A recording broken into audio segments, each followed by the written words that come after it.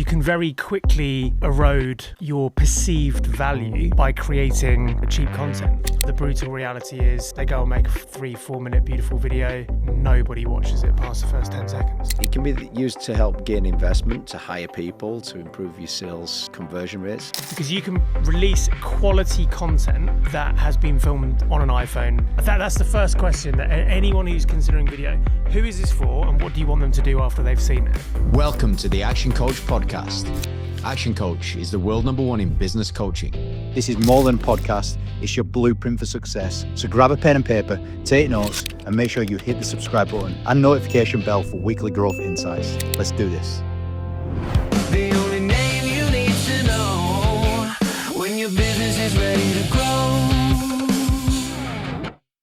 Tom Voller, the expert content creator. Is there too much content out there in the world now? Yeah, way too much. I think every Tom, Dick and Harry can create content for nothing. So we're in a busy space at the moment. There's a lot of noise. Content revolution. Yeah. And Gary Vee, I brought him to stage earlier on this year. He's saying, share out 3 pieces of content every day. It's not bad advice though, is it? I think it's very good advice, but he's, I guess, talking more specifically about individuals. You as a founder or a CMO, whatever, you can post content and you can get in front of your audience quickly. I think the problem that most people have is they don't know what they're saying. They don't know what the message is and they don't know what they're asking. So there is an awful lot of content that is being created with no specific purpose. No purpose. Don't know what you're saying, don't know what you're asking, without any offense to the listeners right now, but the reality is there's a lot of that that's going on. Yeah. Now, what differentiates, I'm going to mention a few names because your production team, they've been involved with Red Bull, you produce for Sum Up, for Ironman, all right, so you produce some of the best videos, high quality videos out in the market. Why does that matter? It's important that what people see mimics the value of the brand that they've built. You can very quickly erode your perceived value by creating, cheap content. I think you've actually we have seen in the last few months this kind of rapid evolution or growth of AI produced content. And we are using AI in a lot of our production as well, and some of it is extremely good. But there is also a lot of shortcuts being taken, and big brands who have shared it have been called up on it, and it erodes that value. So for the bigger brands out there right now, it's of the utmost important that it doesn't. When we talk about quality, though, quality can mean the way it's been made, how it looks. But it can also just be the messaging, because you can release quality content that has been filmed on an iPhone cheaply on the street if the message cuts through the noise and delivers some value. It's really important points. It's almost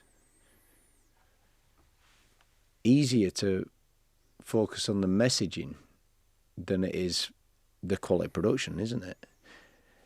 Even though it's easier, if I'm being super critical in 9 out of the 10 pieces of content that I've watched this morning, I'm unsure that people have put the time into the messaging.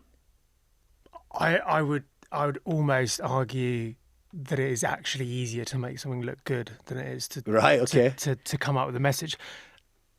Apple are probably up there with one of the best brands in the world in terms of their messaging. If you ever see one of their adverts, the words that they use are minimal. I mean, the whole slogan is think different. It's just 2 words, that's it. It says everything about the entire brand. Brevity. And whenever you watch any of their adverts, and now that I've mentioned, go and watch some, they have very few words. But I actually think the hardest thing to do is to create simple things. It's incredibly hard to come up with a new idea today that involves one simple thing, right? Because there's so many people on planet Earth who've tried so many different things. So it's quite easy to come up with a load of complex jargon. That's not difficult. And I think what we actually see with content is too many people try to communicate too much in a video, and they spend an awful lot of time on how it looks and who's in it, but people are bored. I've said this a lot to our customers recently, and we mostly work with B2B SaaS firms, but I tell all of them they shouldn't be particularly worried about what their competitor is doing with video. Their biggest competition is TikTok, it's Instagram, it's like you're competing for people's time. And if you sit on the train and commute in like I did this morning, you'll see that, I don't know, 99.9% of the people on that train were on their phones, and they're just flicking. How many people like stop and actually watch something for more than 10 seconds? It's not a lot. So it's really interesting, isn't it? Besides the big competitive marketplace that many industries are in, we're also competing for time. Let's acknowledge that. Yeah. Okay, so besides quality, the quality of what's being made and the quality of the messaging that you're doing, are there any other sort of misconceptions that businesses have about the impact that video can have on their growth? There might be some limitations. It depends on the size of the company. I mean, we work with businesses, who are sort of early stage Series A, and their marketing team is quite small. It's 2 or 3 people. And maybe we're working with a head of marketing, and possibly they overlook the different types of video that they can use and the different purposes. And there's an assumption that, okay, we need to do a video, and that one video needs to tell everything about our business and reel off every single product, feature, benefit. That's not really video. The bigger companies don't do this. They know this because they've got 100 plus strong marketing teams. They've got a customer marketing team, a product marketing team, an events marketing team, and they all know what they're doing to some extent. But is it because they've got all of them people, or is it because they've worked it out? Because when you look at a corporate, the whole business is run on systems. They've worked it out. They're very smart. They've made every mistake going. Yeah. And they've broken it down into the important stuff. So, I mean, you work with teams with there's 3 people on the marketing team, and they're doing it properly. Some of them are, yeah. Well, they are when they're working with you. Well, they are, yeah. I mean, yeah. we're sharing the knowledge. I mean, again, though, it's similar to the point about the simplicity. What we tell the smaller businesses is that, okay, you've got to understand and work within your means and within your budgets. And you've got to also understand that you can't afford to spend 100 grand on a video if you've got to know what your products and services and the value of that and what it's going to deliver to the business as well. So I think it's really important to always start with, what do we want? What's the outcome of this? Like, why are we even doing it? What do we want someone to do? That's the first question that anyone who's considering video, who is this for and what do you want them to do after they've seen it? And then you work backwards. The biggest mistake that we find is that people just, as I said before, people just try to cram in too much. And that's definitely something that smaller businesses will do, because they feel that this is their video, this is all of their investment, it's going to look amazing and everybody in the business needs to be represented. But the brutal reality is they go and make a 3-4 minute beautiful video, they pop it on their website and their YouTube, and nobody watches it past the first 10 seconds because they haven't communicated a specific message to a specific person that justifies them watching the rest of it. Go back to something you said 3 or 4 minutes ago. The hardest thing to do is to create simple things. That's what you said. What did Einstein say? If you can't communicate something simply enough, you don't know it well enough. I think that was his famous quote on that. So I did a bit of research behind the scenes, and you got 7 points and principles that you consider when you're thinking about making mega impact for a video production. And the first one was a curveball when I looked at it, because actually video production, the commercial impact is it helps you hire and recruit people. Yeah. Especially on culture. Yeah, and we've heard, I think you've even spoken to some of these business leaders, Daniel Priestley. I think I saw a podcast with him and Stephen Bartlett, and they were talking about one of the biggest costs to a business is poor hiring or bad hires. People, basically.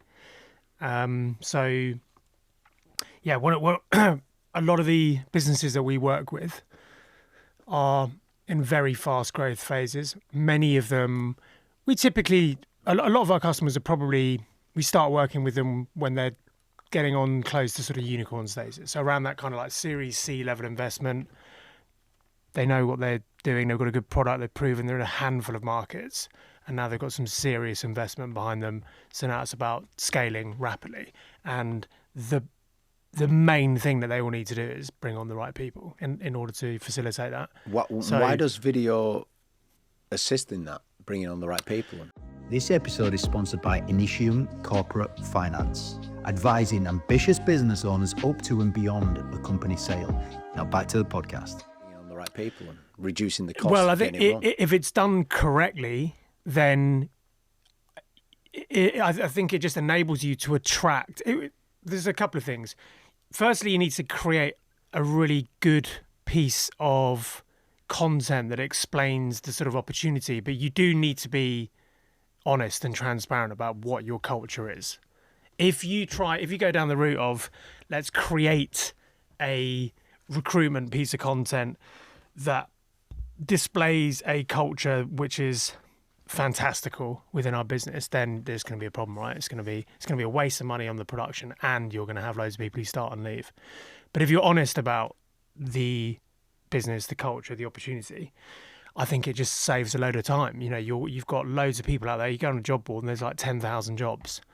So weeding out what works, and people watch content, they consume content. So we've recently just worked on a recruitment campaign, 2 different recruitment campaigns actually. One was with NATS, NATS, the guys that run all of the like air traffic control for the UK and the Atlantic, and their recruitment content showcased actually a massive proportion of the people that work in those towers are female, which was, you know, unknown to quite a few people. And they started targeting, you know, sharing those stories, sharing the opportunities, the career paths and growth. And that was really quite eye-opening, and it's had a big impact on who they've subsequently brought in.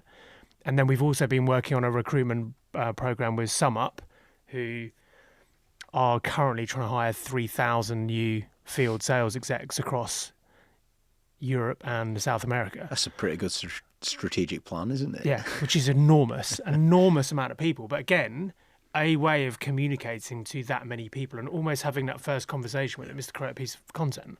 Otherwise, you've got to have a 20-minute conversation with everybody about what it's like and what you can do. And it's honestly, easier. this is applicable to every listener right now. I mean, you know, on a micro level, you could be looking for one field sales exec. Yeah, exactly. And actually, arguably, you know, the earlier you are in business, it's arguably even more important that the person is the right person, right? Because they're going to take up so much of your time. Okay, you've got me on that. I think, look, I want to go through all of these 7 points. That was the first point that I picked up behind the scenes. You know, getting the right video based on your culture for hiring, recruiting. The second one is, and you do talk about this, improving sales enablement. Yeah. Probably the type of content that we create has the single biggest impact on our customers in terms of a return on investment. Because everyone is investment oriented. Everyone wants a return, yeah? Yeah. Especially the smaller businesses, you know, where like every pound counts and matters. But customer success, you know, testimonial content. And it is, I can't tell you how many businesses that we work with where it's the sales teams, you know, begging for more of this testimonial content. All of the feedback is that it helps them convert quicker, you know. Always. Getting the customers to say, it's an obvious point, that, isn't it? Getting the customers to say the good thing about you is the best way of selling. Yeah. But you still need to think about how you tell that story. It's doesn't quite work. 5 years ago or 10 years ago, when video was, if you bought a video, your business was just a level above everyone else. That's not the case anymore. And there's a lot of businesses that go, okay, let's get a customer and just point them in front of the camera and we ask them 5 questions and they answer. That comes across as inauthentic. People don't buy into it. They don't believe in it. And equally, no one cares about that person. So it's about understanding what that story is and how maybe try and identify something interesting or human about that customer's journey.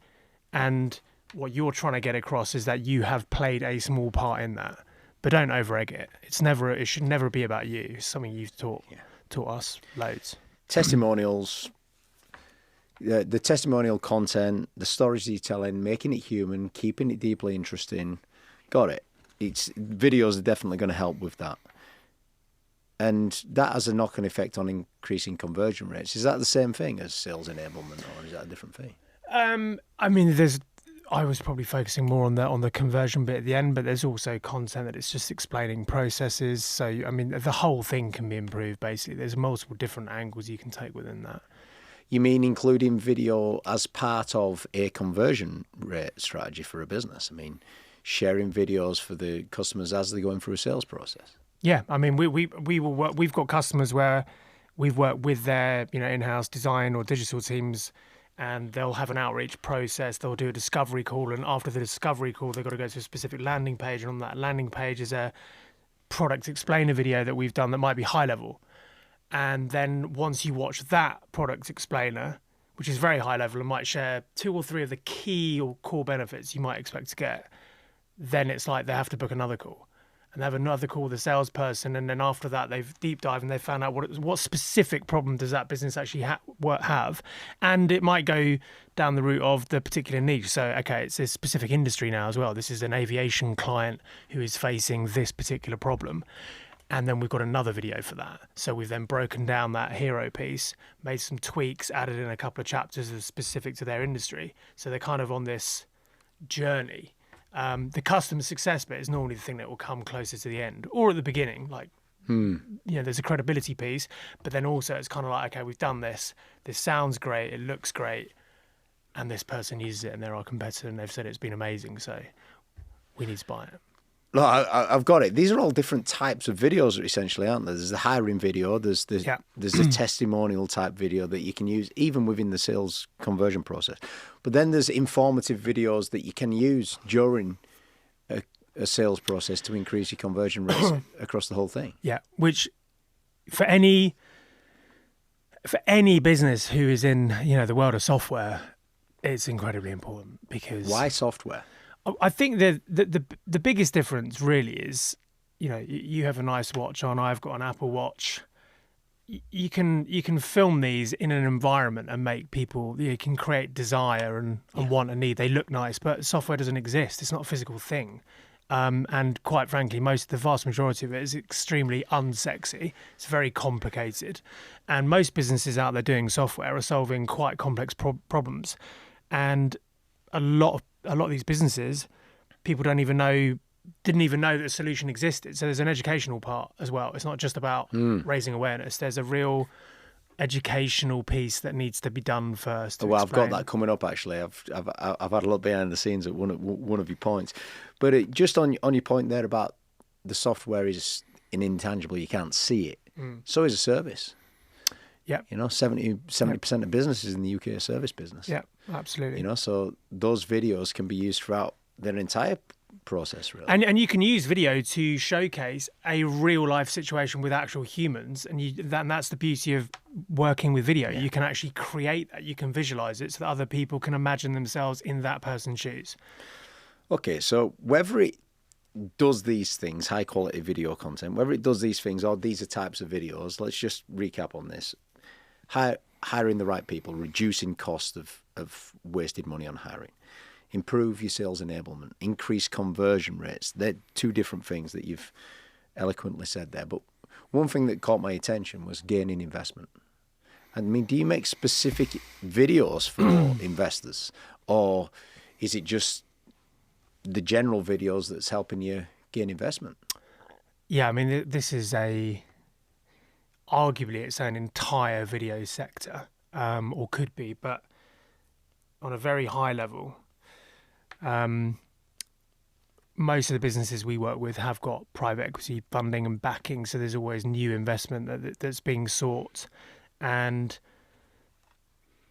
I think the really it's we're probably talking about you might call it thought leadership content, I guess. It's typically your sort of founders, your C-suite execs. What makes someone a thought leader? Well, that's up for debate, right? I guess I follow people who I believe I can learn something from in my industry, I guess. But I think in the world that we live in today, which is a world where everybody consumes video content, the thought leaders who are earning the most attention are the ones who are posting on video and talking. And what we have seen is, I'm not talking about the CEO of McDonald's or Elon Musk or Mark Zuckerberg on podcasts. We're talking about you are an early stage founder, and documenting and building in public is a way of getting investment. I mean, Stephen Bartlett literally built in public to get to where he is today. That's why there's a number of reasons why he's famous. Maybe also accelerated by TV presence there as well. Yeah, of course. I mean, he had but to that's elevate because to a degree. that's because people became aware of him because he was building in public on social media. And Gary Vee is another person who advocates this whole building in public thing, right? But Sam and I, my business partner, we've been going to Web Summit every single year, which is the biggest tech event on the planet. And remember How many years have you been going there? 5 years now, or maybe 6 years. And, there's 70,000 people there every year from around the world. And you've got businesses from Europe, from Asia, from the US. You've got investment firms from San Francisco there. I remember specifically last year we went to there was a stage, I think it's like the pitching stage, and they have had a load of US VC firms there, and the partners were there talking. And they were saying that traditional investment seeking had been, you're a founder, you have an idea, you've got to go and get your deck and pitch to like 100, 200 different investment VC funds to get some funding.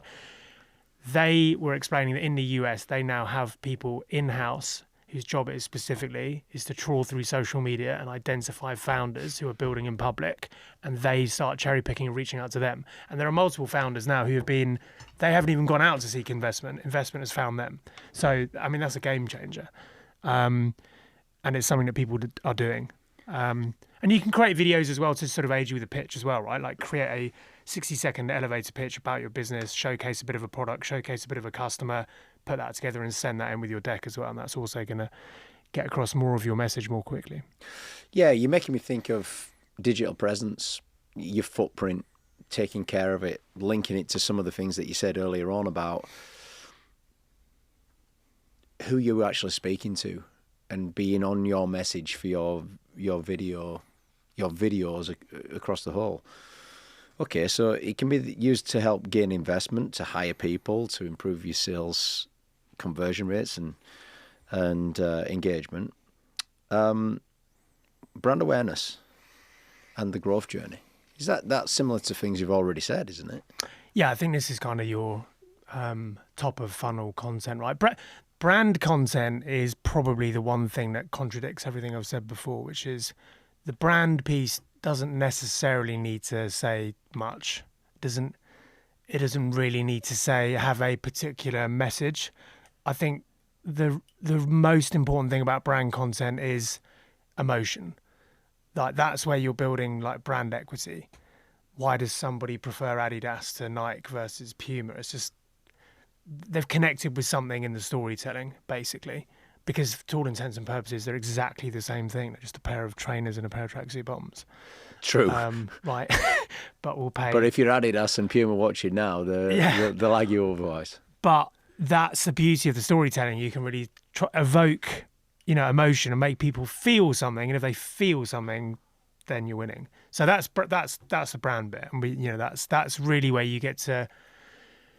Equally, though, you still need to think about who your audience is. Who do you want to attract? Who do you want to connect with on a deeper level? But it's way less about a specific message and a call to action. There is no call to action really with brand content, other than I like them.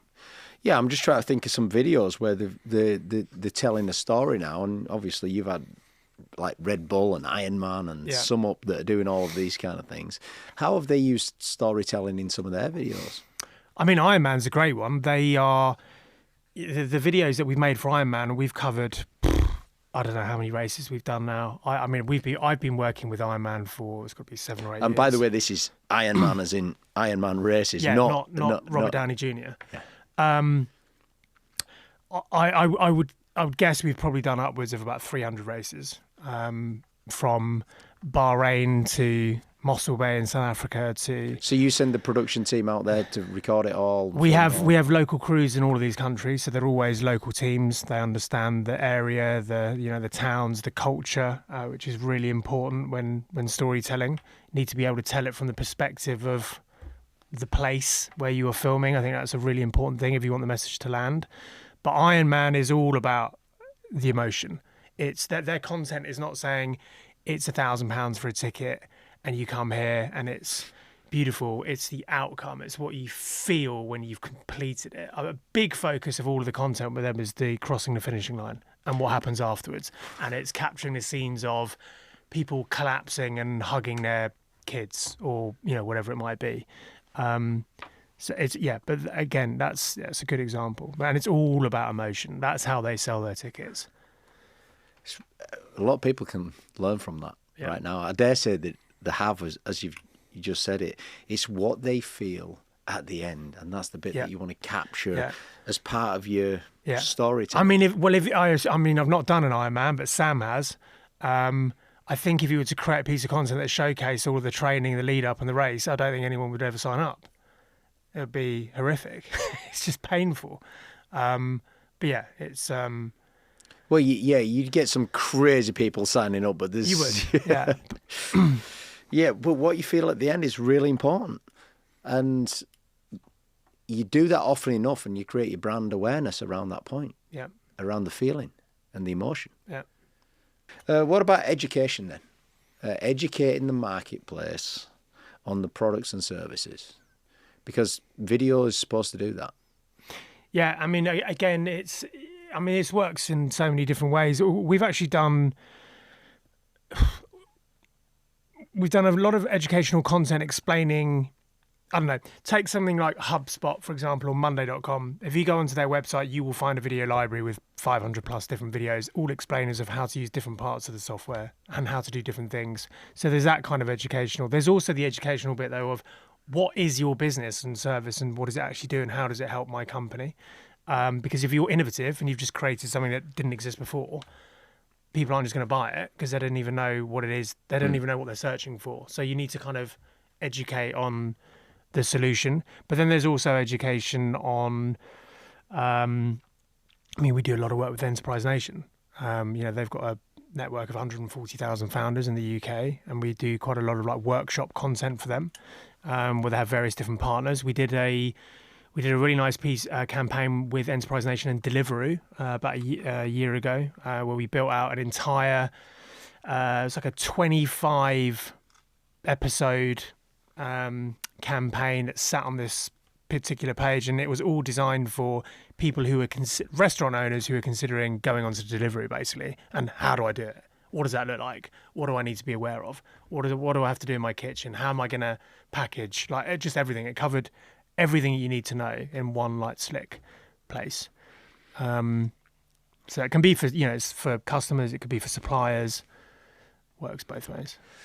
Yeah, Brad Sugars, who founded ActionCOACH, he does say that marketing there's two solid purposes to marketing. Number one is communicating with the marketplace, which obviously the second purpose behind everything is education. And you kind of cemented that a little bit for me. Now your seventh point is actually the first point when I've done a little bit of research behind the scenes, but I've saved this to last because a lot of people want to do videos for this reason, to break into new markets. Yeah. Especially people that are serious about acquiring more and more customers all the time. That's not an easy thing to do, to break into new markets. No, not at all. But I do think video can be an extremely low cost way of doing it, depending on how you look at things. I mean, the beauty of video is that you can open up into a new market without having a physical presence on the ground. And there are a lot of people. I mean, the US, for example, is quite, notoriously known for being tough to crack if you don't have people on the ground. Certainly from a sales perspective, you need to have somebody in the US on the ground who understands how they all operate and work. And that is true to some extent, but equally, the thing about content is, and we've seen this, we've got businesses we have loads of customers in sort of the likes of Germany or Scandinavia or the UK trying to break into the US. But we've got teams of creative directors on the ground. So these are people in the US who understand the culture, who speak the language, and we've got crew on the ground. So we can go and create content with a perspective that is the US. It's written by people in the US. It's shot in the US.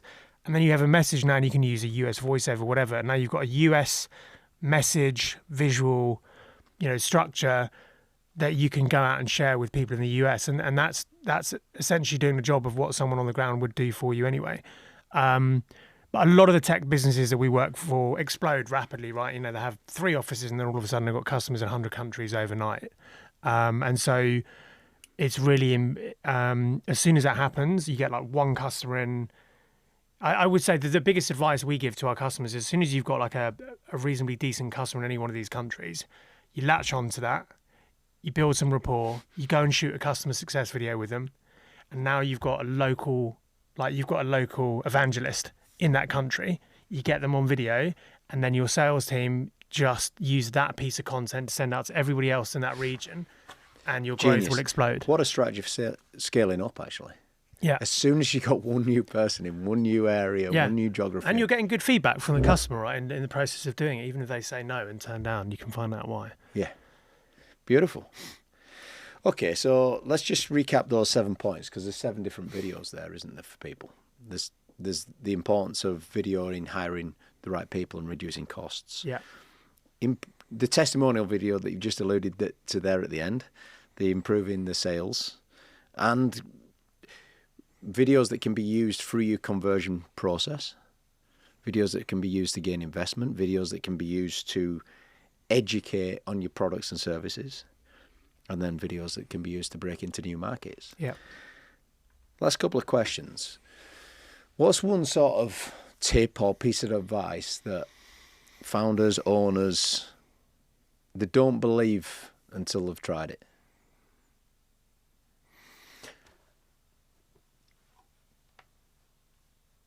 I think there's a big hesitation for definitely like leaders of companies, founders and C-suites they don't believe that them being on camera would make much of a difference. But the reality is, a piece of content that is shared by an individual will significantly outperform a piece of content that is shared by a company. Especially if it's, I'm putting my perspective on this, so just correct me if I'm wrong. Especially if it's heartfelt. Yeah. Heart on sleeve, true. Well, human, authentic. Goes back to right at the beginning. We are living in a period of time when there is so much content out there, and we've got AI and all of these different tools, and everybody's copying each other, and we're all kind of, everything is mimicking, becoming one and the same thing. So the second that you are unique or human, there will be some people that will connect with that. Not everybody, but some people. But also it's just free, right? It's free to kind of do that kind of content initially and communicate what your message is. So yeah, the biggest thing that we see is just a hesitation to just start. And there's a belief that no, we need to wait and we need to create something perfect. But perfect, I don't think there's any data that says perfect beats, raw, unfiltered. And last question then for the listeners. What's one rule that the listeners can follow, that they apply this rule and it increases the likelihood of their videos working long term? Simplify. Simplify. Cut back. If you've written 3 things you want to communicate, get rid of one of them. Or 2. Or get rid of 2. Honestly, it's who are you speaking to and what do you want them to do after they've seen that video, and then and communicate that in the simplest way for maximum impact. The best speakers in the world, right, are always the ones that say very little and pause. And there's a lot of, I think it's the exact same thing with video. You don't say too much, say less. and don't talk about yourself too much. Tom Voller, Dojo Films, thank you very much, sir. Thank you very much for having me. The only name you need to know when your business is ready to grow.